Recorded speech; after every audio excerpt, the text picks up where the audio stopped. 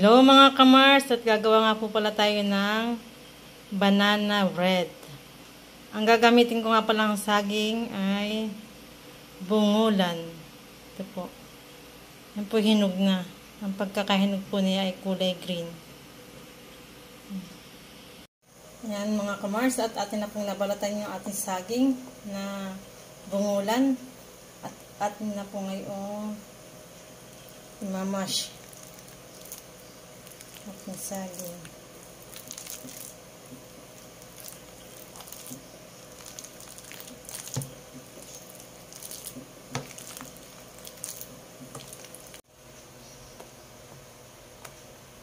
Tapos na po nating i-mash ang ating saging.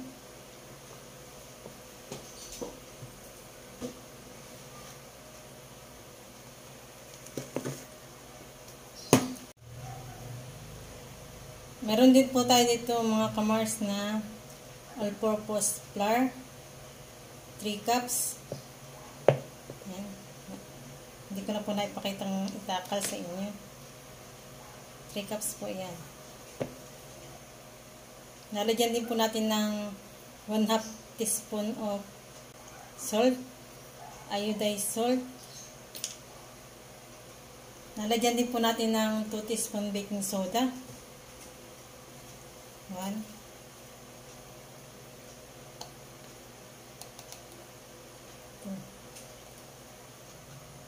Lalagyan din po natin ng 2 cups na brown sugar.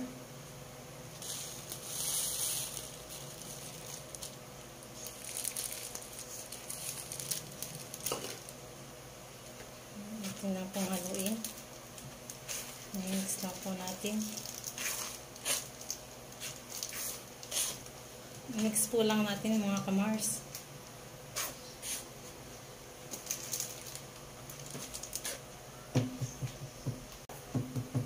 Ilalagay na po natin mga kamars yung ating minash na saging na bungulan.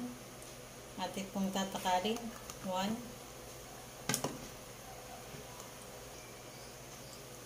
2, 3, 4 cups of banana mash.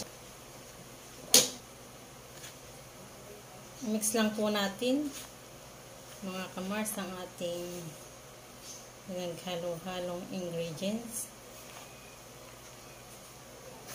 Mix lang po natin ang ayos. Nalagyan din po natin ng egg. 2 egg po ang ilalagay natin.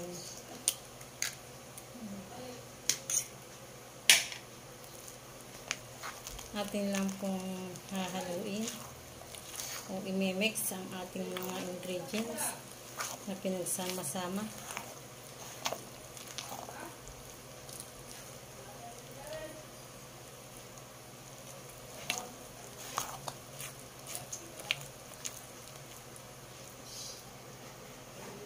Lalagyan din po natin mga kamars ng 2/3 cup of vegetable oil.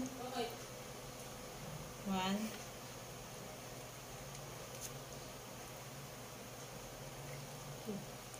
At i-mix lang po natin ulit. Lalagyan din po natin ng almonds. Ito nga po pala ay optional lang. Pwedeng wala.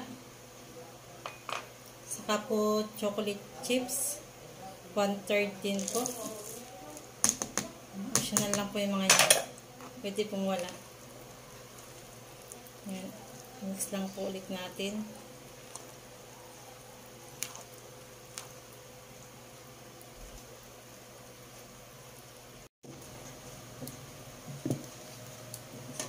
Sasalin na nga po pala natin dito sa molder natin ang ating minix ng mga ingredients. Lagyan na po natin dito sa molder. Hatiin po natin sa dalawa ang ating pong minix mga kamars.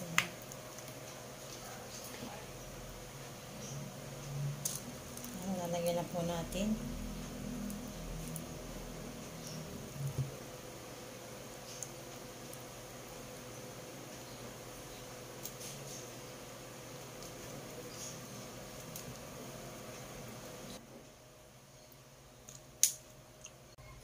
Tapos na po natin ilagay sa molder mga kamars at sasaklang na po natin sa oven. At naisaklang na po natin mga kamars. At yan nga po pala ay nasa 180 degree Celsius.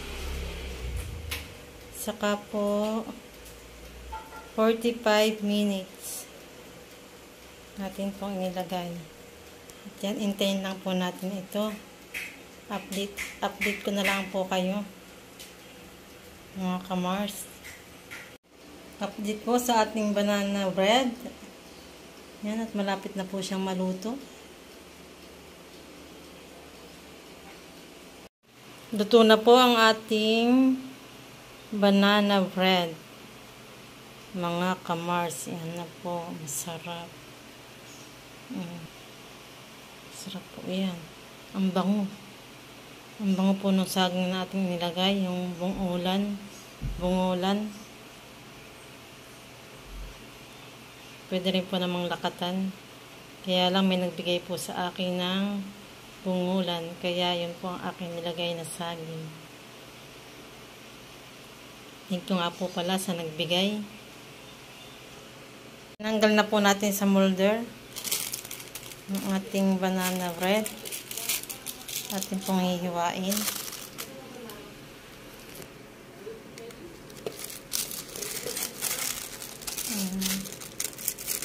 Talaga naman pong masarap. Malaki.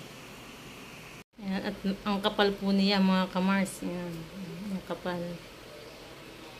Ang ating banana bread. Yum. Masarap po. Try nyo na pong lutuin ang ating banana bread. Tapos na po natin i-slice ang ating banana bread. Ayan. Sarap, malambot. Smooth. Malambot po mga kamars ang ating banana bread. Pwede pong napakasarap.